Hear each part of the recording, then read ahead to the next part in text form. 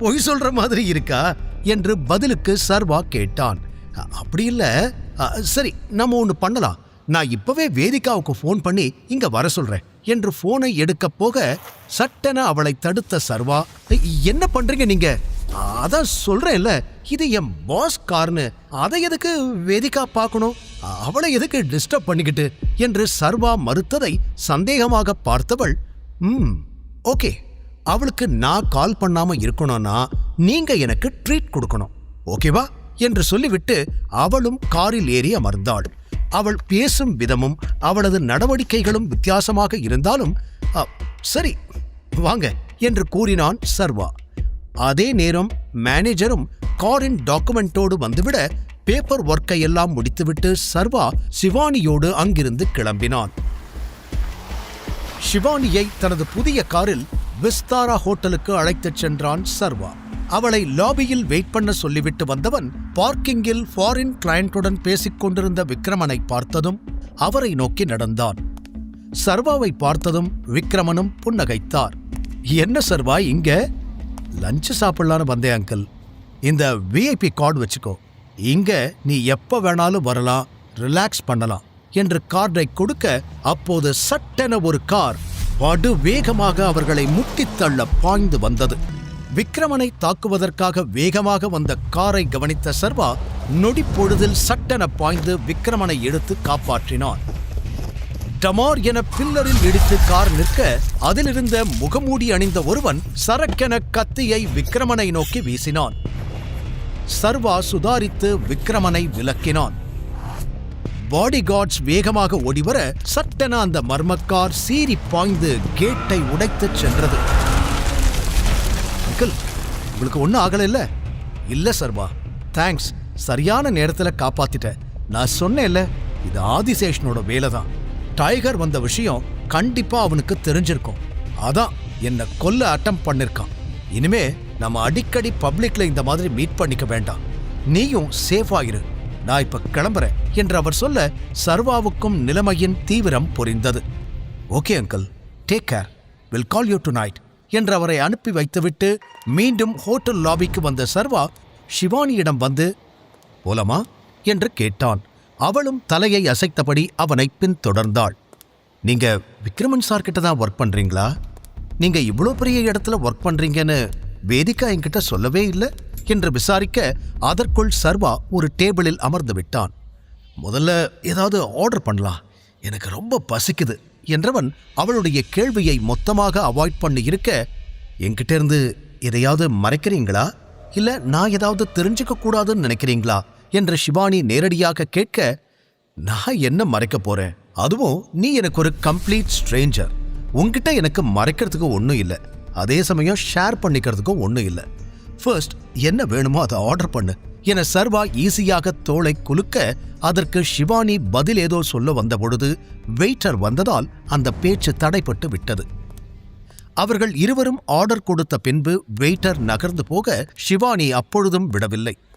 சரி, இதுக்கு முன்னாடி நம்ம ஸ்ட்ரேஞ்சர்ஸா இருந்திருக்கலாம், ஆனா இனிமே நம்ம ஃப்ரெண்ட்ஸ், ஓகே?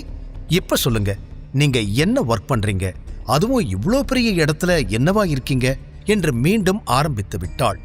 இதில் கடுப்பாகி பெருமூச்சு விட்டவன் பிறகு தன்னை நிதானப்படுத்திக் கொண்டு, நான் இன்ஃப்ரா கிரீன் கம்பெனியில் ஒரு சின்ன பொசிஷனில் தான் ஒர்க் பண்ணிக்கிட்டு இருக்கேன் என சர்வா சொல்ல, அது விக்ரமன் சார் கம்பெனி தானே என்று கரெக்டாக பாயிண்டை பிடித்து கேட்டாள் ஷிவானி.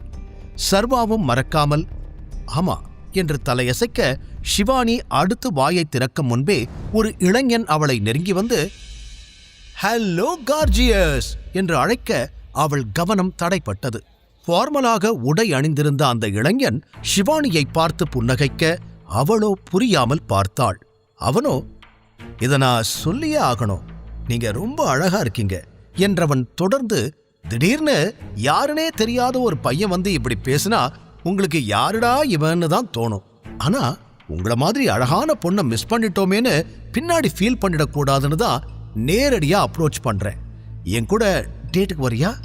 கண்டிப்பா என்ஜாய் பண்ணுவ என கேட்க அவன் பேச்சுவார்த்தை நார்மலாக இருந்தாலும் அவன் முகத்தில் இருந்த கள்ளத்தனம் ஷிவானிக்கு நன்றாகவே தெரிந்தது. எக்ஸ்கியூஸ் மீ என்று அவள் முகம் சுளிக்க சர்வாவுக்குமே அவன் பொறுக்கித்தனம் பண்ணும் ஒரு கேரக்டர் என்று நொடியில் புரிந்து போக அழுத்தமான குரலில் அந்த இளைஞனை தள்ளி நிறுத்துவது போல், கண்ணு தெரியலையா? அவங்க ஏற்கனவே என் கூட லஞ்சுக்கு வந்திருக்காங்க. குறுக்க வந்து டிஸ்டர்ப் பண்றதும் இல்லாம டேட்டுக்கு வரீங்களான்னு கேட்டுக்கிட்டு இருக்க, ஓடா என்று சொல்ல அந்த இளைஞன் சிரித்தான். கம் ஆன் பாஸ், இவங்க இருக்கிற லெவலுக்கு நீங்க எல்லாம் அவங்க பக்கத்துல கூட வர முடியாது. ஐம் சாரி, நீங்க என்ன ட்ரை பண்ணி இவங்களை கூட்டிட்டு வந்திருக்கீங்கன்னு எனக்கு தெரியல. ஆனா கார்ஜியஸ், இவரை விட நான் பெட்டரா உங்களை பார்த்துப்பேன். will you join with me? நல்ல வாய்ப்பை மிஸ் பண்ணிடாதீங்க, அப்புறம் கண்டிப்பா ஃபீல் பண்ணுவீங்க என்று கேட்க சர்வா எரிச்சலாய், ஏய் தட்டுனா தாட தரைக்கு வந்துடும், போடா என்று அடிக்குரலில் சீறினான். ஆனால் அந்த இளைஞன் அப்படியும் பின்வாங்காமல் எல்லை மீறத் தொடங்கினான். கார்ஜியஸ், உன்னை பார்த்தா நல்ல ஹை கிளாஸ் குடும்பத்திலிருந்து வந்த பொண்ணு மாதிரி இருக்கு. எதுக்காக இந்த மாதிரி லோ கிளாஸ் பசங்களை டேட் பண்ற? உனக்காக எத்தனை பேர் லைன்ல நிப்பாங்க தெரியுமா? நீ போய் இப்படி பண்றியே என்று கேட்க ஷிவானியோ அவன் சொன்னதை கேட்டு முகம் மாறி போனாள். இப்ப நீ போக போறியா இல்லையா என்று சர்வா முடிவாக பார்க்க அந்த இளைஞனோ ஷிவானி கையையே பிடித்து விட்டான். இவனெல்லாம் முகத்தை பார்த்தாலே தெரியல, அப்பம் பேர் தெரியாத பக்கா லோ கிளாஸ்னு.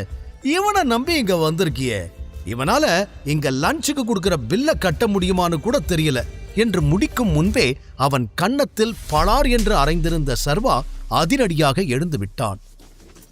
யாரென்றே தெரியாத ஒருவனெல்லாம் தன்னுடைய அப்பாவை பற்றி இழுப்பது அவன் மண்டையை மேலும் மேலும் சூடாக்க எதிரில் இருந்தவன் சட்டை காலரை பிடித்து இன்னொரு பஞ்ச் விட, என்ன நடக்குதுங்க, எதுக்கு இப்படி போட்டு அடிக்கிறான் என்று சுற்றி இருந்தவர்களெல்லாம் வேடிக்கை பார்க்க ஆரம்பித்தார்கள்.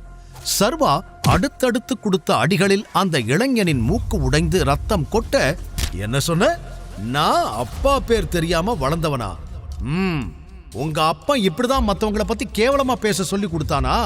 சொல்லுடா, இப்படித்தான் சொல்லி கொடுத்தானா என்று கேட்டு கேட்டு மேலும் அடி வெளுத்து விட, அவ்வளவு நேரம் திமிராய் பேசிய அந்த இளைஞன் சர்வாவின் இந்த ஆக்ரோஷத்தில் நடுங்கி போய் நின்றான்.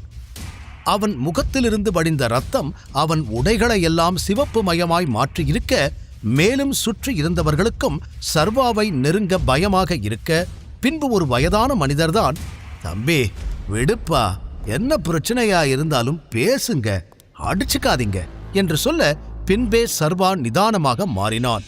அவன் சற்று தள்ளி நின்ற ஷிவானியை திரும்பி பார்க்க, அவள் முகத்திலோ சர்வா எப்படிப்பட்டவன் என்று அறிந்து கொண்டதில் ஒரு தெளிவு தெரிந்தது. அவளுடைய ஆழமான புன்னகை சர்வாவை தடுமாற வைக்க, அதற்குள் அடிவாங்கிய அந்த இளைஞனுக்கு கொஞ்சம் வீரம் வந்து சர்வாவை எதிர்த்து தாக்க முயல, சர்வா சுதாரித்து அவனை பிடித்து பின்னால் தள்ளிவிட்டான். நடக்கும் காட்சிகளையெல்லாம் சிலர் போட்டோவும் வீடியோவும் எடுக்க ஆரம்பித்துவிட, அதையெல்லாம் பற்றி கவலைப்படும் மனநிலையில் சர்வா இருக்கவில்லை.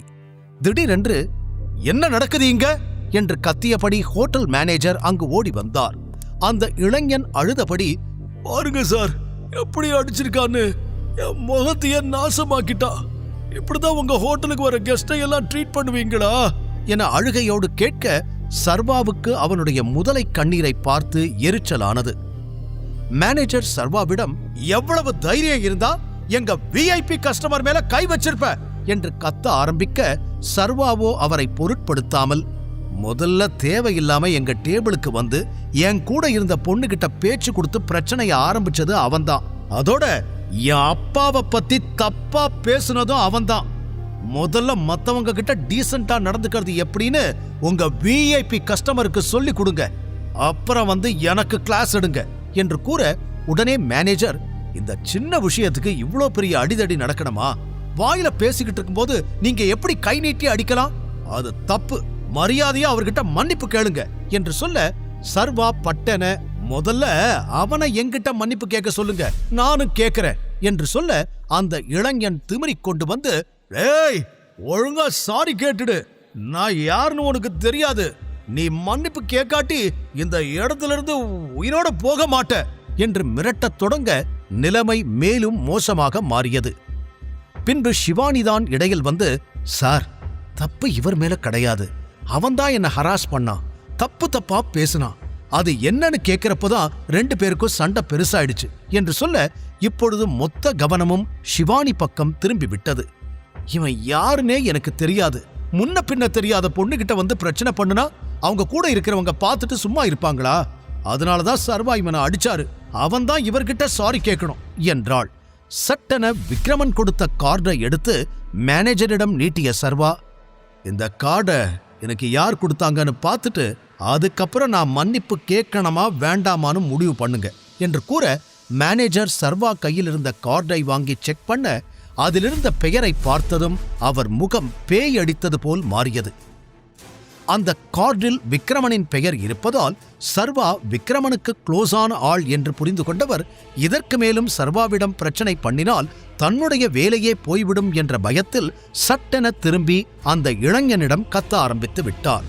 அவனும் திடீரென்று கட்சி மாறிய மேனேஜரை திகைத்து பார்க்க, சர்வா அவனை நிறுத்தி, முதல்ல உன் அம்மா கிட்ட போய் பொண்ணுங்களை எப்படி மதிக்கணும்னு கேட்டு கத்துக்கோ.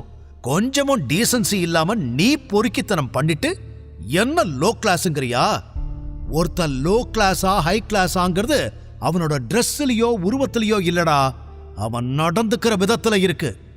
இன்னொரு தடவை வேற எந்த பொண்ணு கிட்டையாவது இப்படி வம்பு பண்றத பார்த்தேன், அடி வெளுத்துடுவேன் என்று கூறிவிட்டு உடனடியாக அவனும் ஷிவானியோடு வெளியே வந்துவிட, ஷிவானியோ ஒரே நாளில் சர்வேஸ்வரனின் பல்வேறு பரிணாமங்களை பார்த்த வியப்பில் அவனுடன் காரில் ஏறி கிளம்பினாள்.